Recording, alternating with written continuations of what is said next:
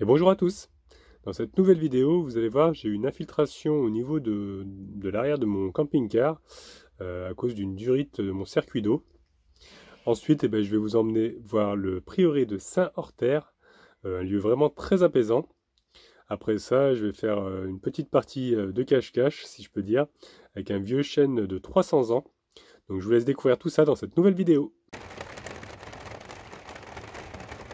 Il pleut, bergère, entre tes blancs moutons. Regardez qui c'est qui dort ensemble ce soir. Je l'ai retrouvé comme ça, il est 4 h du matin. Trop mignon. Je vais éteindre la lumière parce que sinon je vais les réveiller. Bonne nuit.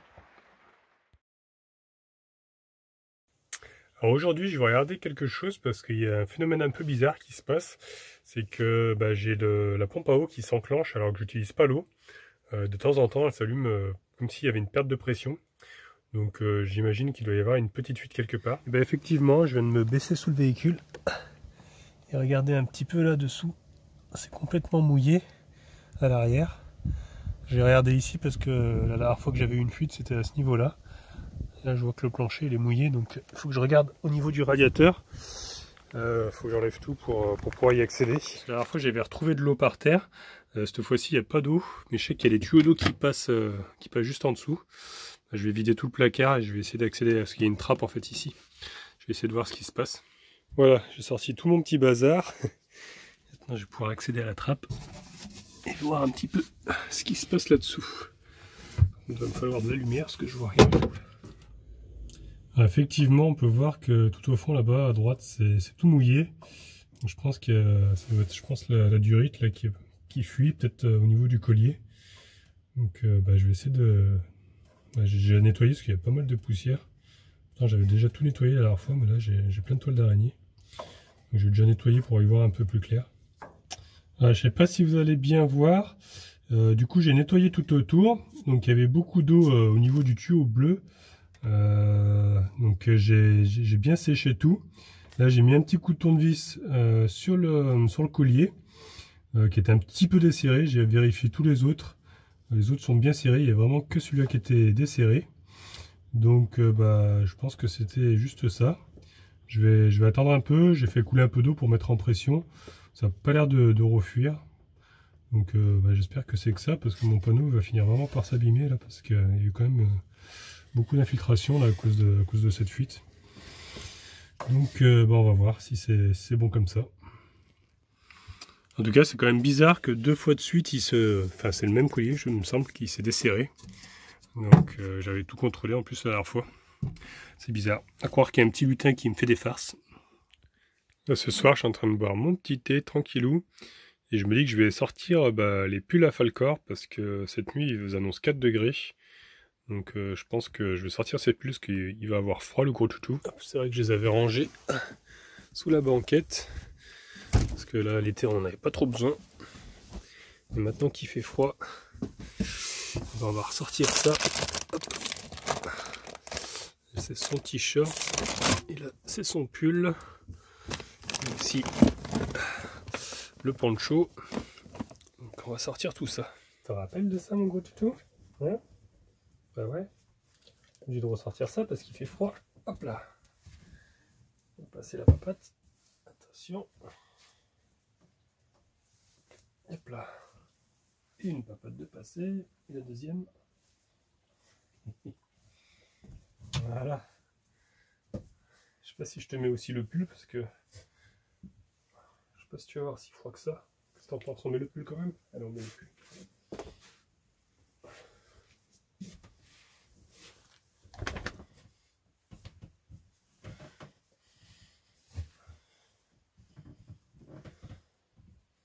Voilà, tu es tout beau. Hein? C'est pas bien là? Hop. Attends. Voilà. Regardez-moi ce beau gosse là. Avec ça, t'auras pas froid. On va rajouter aussi hop, le petit poncho par-dessus.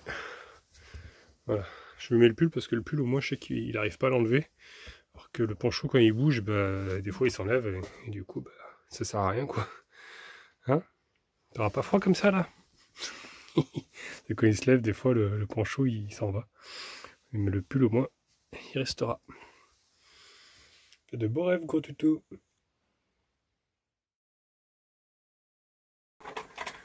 Regardez aujourd'hui comme il fait beau. On a eu quand même un petit peu froid cette nuit. Falcon est en train de prendre son petit déjeuner. Le matin au réveil j'avais 10 degrés à peine. Donc c'est vrai qu'il faisait quand même bien plus froid. J'ai dormi avec mon petit bonnet. Mais bon là ça s'est quand même bien réchauffé parce que là il s'est monté pratiquement à 20 degrés. Parce qu'on a quand même un beau soleil et comme on est en plein soleil, bah, la température est vite remontée. Du coup aujourd'hui Anna elle doit aller chercher son courrier au CCAS. Et moi pendant ce temps-là bah, je vais aller visiter ce qu'elle m'a conseillé d'aller voir Saint-Orther. Il y aurait un prieuré là-bas, une chapelle. Et puis il y aurait aussi le chêne Hippolyte, un vieux chêne à aller voir. Donc je pense qu'on va aller visiter ça parce que je connais pas du tout. Pour vous situer un peu sur la carte, on est proche de Bagnoles-de-l'Orme, c'est en Basse-Normandie. Non, par contre, on se croirait dans Fort Boyard, là, tellement il y a de mouches. C'est vrai qu'on est juste à côté de la ferme, du coup, bah, il y a plein de mouches avec les animaux. Pas très agréable, j'espère qu'elles vont finir par sortir, il y en a de partout. J'aime pas trop ça, avoir plein de mouches sur moi. Pas très agréable tout ça. Il y en a même là. Bon, on va ouvrir la fenêtre. Peut-être qu'elles sortiront. Allez, bah c'est parti. Là, je suis arrivé. Alors, je sais pas si je vais passer parce que c'est vachement étroit. Très très étroit. Je suis passé vraiment, je pense, au centimètre. C'est vraiment très très juste. Et je vais essayer de me garer maintenant. Ouais, apparemment, il y a un parking là-bas. Allez, on va se garer. Me voilà garé. Alors, je pense que la chapelle est ici, juste en face. Je crois que je vais laisser Falcor ici parce que je pense pas qu'il puisse rentrer là-dedans. Donc je vais le laisser, il va surveiller le camping. Du coup j'ai les deux personnes qui sont juste là-bas en train de repartir, qui sont venues me saluer. Ils avaient un gros toutou aussi, mais bon c'était un mal pas castré, donc j'ai pas fait sortir Falcor. Et ben, c'est des abonnés qui me suivent sur Instagram, Facebook, je crois qu'elle m'a dit, et puis surtout YouTube bien sûr. Donc il est venu me saluer, super sympa. Ça me fait toujours plaisir de rencontrer comme ça par hasard des abonnés qui viennent me saluer. C'est toujours sympathique d'échanger quelques minutes. Allez, tu surveilles le camping-car gros toutou? Allez, à tout à l'heure.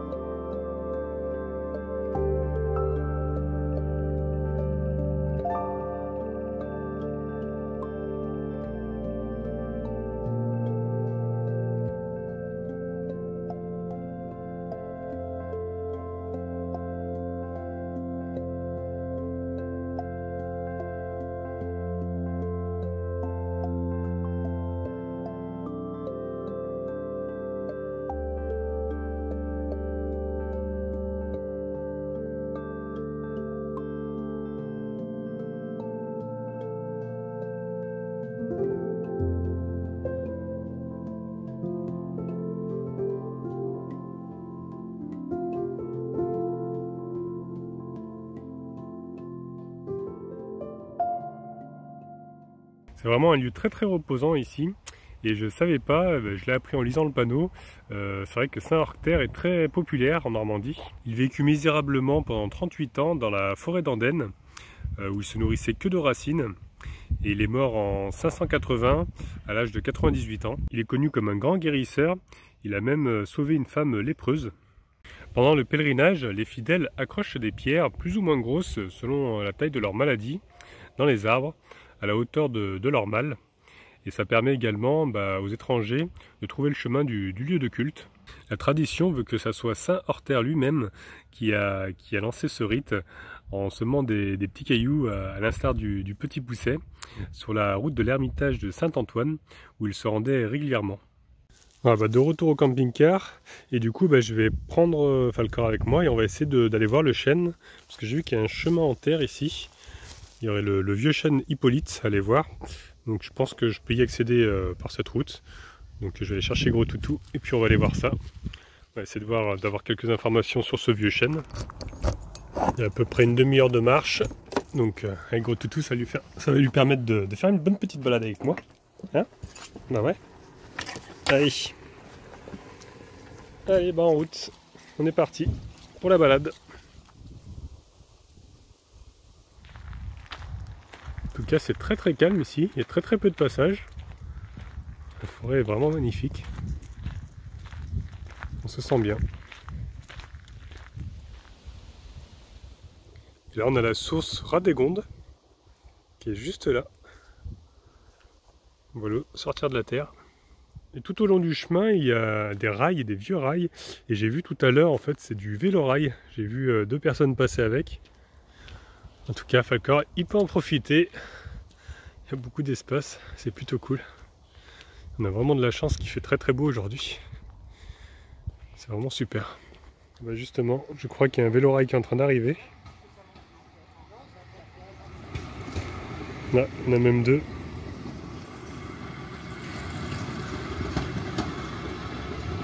Je trouve ça vraiment sympa. J'ai regardé sur le plan, normalement on n'est plus très loin maintenant. Effectivement, ils ont mis un petit panneau. Il est à 770 mètres. Ça doit être le chemin qui doit être là. Qu'est-ce qu'ils nous disent? Attention, vous allez traverser une zone de travaux. Ah, ils sont en train de faire une voie verte. Donc, il peut y avoir des engins, il faut faire attention. On va faire le tour. Hop. Et on va aller voir ce vieux chêne.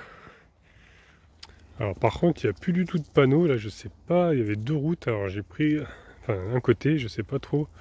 Normalement, le chêne, d'après le plan, serait dans cette forêt. Et je vois pas de chemin pour y accéder. Alors, je sais pas trop. Je vais continuer un peu d'avancer. Je vais voir où ça mène cette route. Donc c'était l'autre côté qu'il fallait que j'aille. Je ne sais pas trop parce qu'il y avait la route qui continue. En fait, moi, je suis arrivé de là. Il y avait la route qui partait ici, et la route qui vient de ce côté-là. Donc on va essayer, on va voir. Bon du coup j'arrive au bout de la route, de la voie verte qu'ils ont commencé à aménager. Je sais pas s'il faut que je continue, hein, parce que je vois toujours pas de chêne. Il est bien caché, il est bien caché. Donc on va voir. Hop. Je peux même continuer encore un peu ce chemin, sinon je ferai demi-tour.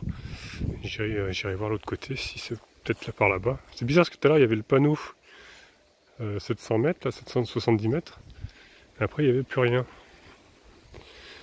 J'espère que c'est pas l'autre côté, parce que là sinon je suis en train de marcher pour rien du tout.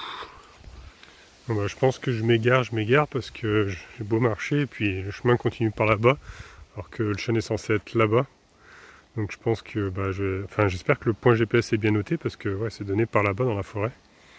Et j'ai pas vu de chemin pour y accéder, donc je pense que je vais faire demi-tour et je vais prendre l'autre côté. Viens Falcor, allez viens. Viens, c'est pas le bon chemin, j'espère. Ce serait dommage qu'il se trouve juste là et que je le vois pas. Honnêtement, ça fait un chemin. Bon, je pense que je vais faire demi-tour. Ah, il est en train de boire un petit coup. Falcor, il a trouvé une flaque. Allez, tu viens? Hop là! Allez, c'est parti! Il est devenu foufou, ça y est.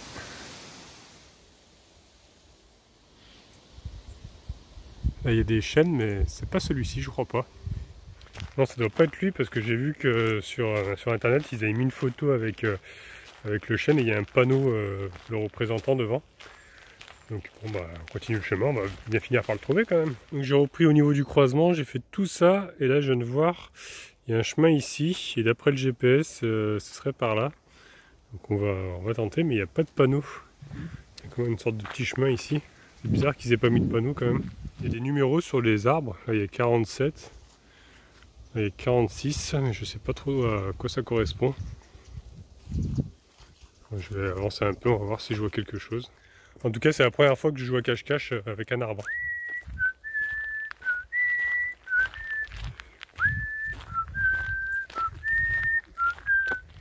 Bon, bah apparemment, ce n'est pas là non plus.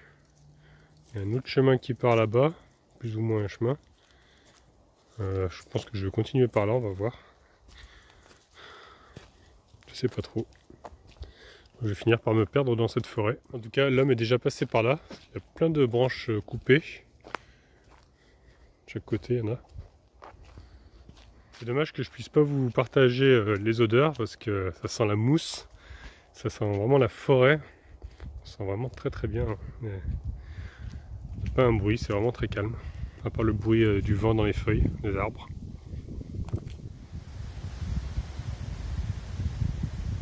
Bon, du coup, j'ai réussi à sortir de la forêt, je suis revenu au niveau de la route, et là je tombe sur un panneau.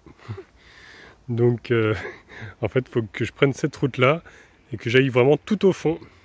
Donc, allez, c'est parti! Pour moi, cette fois-ci, je suis sur la bonne voie. Ah, regardez enfin, il y a le panneau là-bas. Ça y est, nous y sommes. Après tous ces détours. Ah, et le voilà, il est tout au fond là-bas. On va se rapprocher. Par contre, il y a plein de gadous. Je vais essayer de faire le tour, par ici plutôt. Viens Falcor. Tu viens? On va aller voir le chêne. Regardez-le comme il est magnifique. Il est vraiment énorme. Il y a un panneau là-bas, on va regarder un petit peu ce qui est écrit. Donc ils nous disent qu'à 1,30 m du sol, il y a une circonférence de 5,26 m, une hauteur totale de 30 mètres, un volume total de 40 mètres cubes et un âge estimé de 300 ans. Donc c'est vraiment impressionnant. Allez, je vous laisse l'admirer. C'est vraiment incroyable de se dire qu'il a 300 ans. Il a dû voir du monde passer, lui.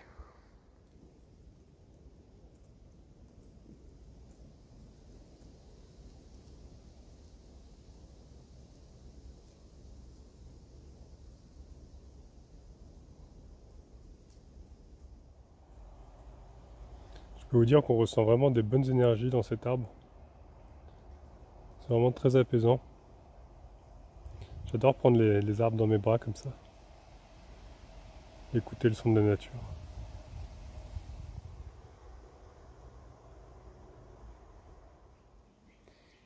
Je sais pas combien de temps il peut vivre ces arbres, mais 300 ans c'est déjà énorme je trouve. Je sais pas si vous savez dans les commentaires. N'hésitez pas. Regardez son pied comme il est énorme. C'est incroyable. En tout cas, on dirait vraiment le gardien de la forêt. Parce qu'il n'y a pas d'autres arbres aussi gros apparemment autour. Donc, c'est vraiment, je sais pas, c'est vraiment un côté magique ici. Bon, bah allez, plus qu'à faire chemin inverse. Et puis également retrouver ma petite femme. Parce qu'elle allait voir une amie, en même temps elle allait récupérer son courrier au CCS. Puis aller voir au passage une amie qu'elle n'avait pas vue depuis un petit moment.